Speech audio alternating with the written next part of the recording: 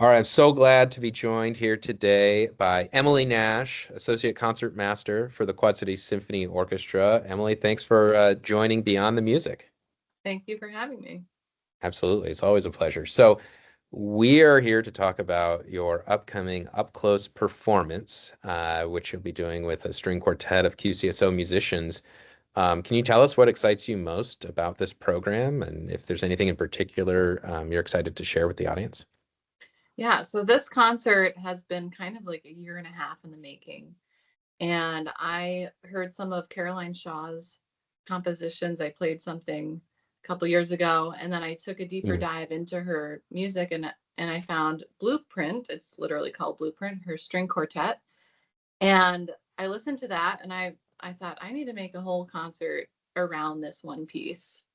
And so I started threading together um, pieces that are related to it somehow. Mhm. So her, she's about my age, and I like how some of her, um, she bends pitch in her music, and so it kind Mhm. of makes me feel a little bit like literally a little dizzy at times, and also has a lot of energy. So I like that piece, and that's what the whole entire program is built around. That's wonderful. Yeah, I'm really excited to experience her music on the series because I don't think we've featured her Mhm. before. So this will be a first for us. So the program features string quartet, right, which is Mhm. chamber music, small ensemble, different than our very large orchestra for the masterworks. So what's that like playing in a small group? How is that music making maybe different and what do you like about it? So in an orchestra, we follow the conductor and our string principals, but the conductor is the boss. And when Right. we play in a string quartet, it's just the four of us. And so we all have to be soloists, but also very communicative with each other, and flexible to really make great music. You have to Right. give and take. Um, there is a kind of a generosity that you have to have with the other players, to really bring out everyone's best. So it's Yeah. intimate. Yeah, no, I love that. And I know our audiences really love to be able to be so close. That's why we call it the up close. You're right in there with our musicians where, you're a little bit more in the big hall with the big orchestra. You're not quite as close just by the Mhm. nature of it. I always thought it was like chamber music was kind of like playing in a rock band. It's more like, it's more like that where it's a lot more interactive between each Yeah, musician you're like in you're describing. control of the tempo of everything. Yeah, Yeah. yeah. So the theme of the program is of course Blueprint, built around this piece by Caroline Shaw. But there's a diverse array of composers, old and some other new ones too. Is there any other kind of musical theme or moments you're excited to share? Yeah, one of the last last concerts I played last year had kind of like the same kind of a sound for the whole program, like bluegrass. But this Right. one, I it's not the same sound at all. All of the compositions are so far from each other. But there is a thread that goes through everything that connects them all. So um, I hope that the audience can like find something that they've never heard before or identify with. Blueprint was based off of, loosely, the harmonic structure of Beethoven Opus 18, number 6, string quartet. And so we are going to start with the Beethoven, something Yep. that I think people have heard if you've listened to string quartets, and then hear Caroline Shaw's not version of the same piece, but her composition that she was inspired by with the Beethoven. Um, the Blueprint string quartet was made for the Izuri Quartet. It was written Hmm. for them, and their name is based off of Japanese woodblock printing. And during that time, Japan was importing a blue pigment, Prussian blue, which we know as indigo.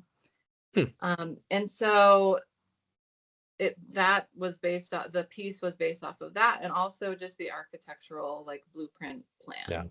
Yeah. So I had Japan in my mind when I was reading Caroline Shaw's write-up of her piece. And also I was looking up what are string quartets that have something to do with the color blue. And so I found Lenczowski's piece, Adonis Blue. We're going to end the program with that.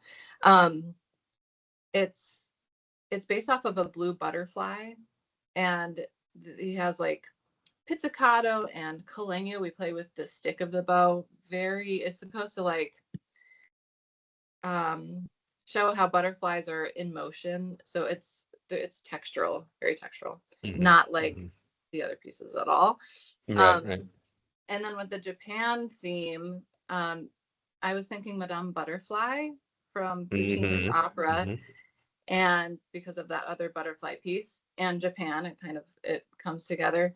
And Puccini actually wrote 3 minuets for string quartet, which I didn't know. And so I listened to those, and there's also one standalone piece called Chrysanthemums that he wrote for, it's for string quartet, but he wrote in one evening for his friend who died. And that's Puccini's Italian, and that flower is basically just used for graves and mourning. Sure. So we are playing Chrysanthemums and one of the minuets from Puccini. And then on the other piece that we're playing is by Philip Glass. And this one is, he wrote a score for the movie Mishima, Life in 4 Chapters. And so this was about a Japanese writer, novelist, who's maybe the most famous Japanese writer out there. And so the movie is, I have to say, it's dark, so don't watch it with kids. But so we're playing the score that is in the movie, and it's written for string quartet. That's awesome. Yeah.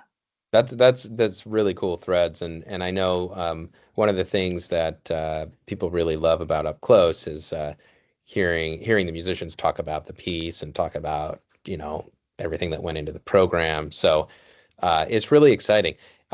Last question: is there what is like one thing you wish more people knew about being a professional musician? Because it's I think it's like a mysterious life to many folks, and we like to try to peel back the curtain a little bit. Yeah, it's mysterious to me too. I don't know how it's even possible. We drive a lot. We practice a lot. I kind of, when I'm preparing for concerts, I kind of like to sort of be like a method actor. So I watched the movie, for example, of Mishima, and if there's a book that's related to the piece or inspired the piece, I'll try to read the book. Any thread. So I'm trying to really immerse my life around the programs that I'm playing, which makes me even more excited to play them. But I guess everybody should know that anyone that's on stage is very resilient, very brave, probably tired because we don't get too much sleep, because I practice all the time, or I'm trying to learn more about the pieces that I'm playing. I'll read, like, study from the scores. Like most of the time I will do that, which takes extra time, but it just helps me learn the music even deeper. No, absolutely. No, that's great. I mean, the bravery piece is like huge and maybe taken for granted. And also, I don't think people realize how much practice goes into preparation. You don't just sort of show up at a rehearsal or concert without having prepared the music ahead of time. Yeah, and I used to think like, oh, once you get to a certain level, you don't really have to practice as much because you've played a piece and you're good. Right. But that is so not true. No, you still need to practice no matter how accomplished you are. Yeah, right. Yeah. Well, Emily, thanks for being a part of Beyond the Music. We're really looking forward to this concert, which is happening, let me get the date right, March 15th at the Figge Art Museum. We've got incredible musicians along with Emily. We have Naha Greenholtz, also on violin, Bruno Vaz da Silva on viola, and Hannah Holman on cello. So it's going to be a great group, and we're going to have a lot of fun. So Yeah, thank all you. musicians who I respect them so much, so I'm very excited to play with them. Absolutely. Absolutely. Well, thanks, and we'll see you at the concert. Okay, thanks, Brian.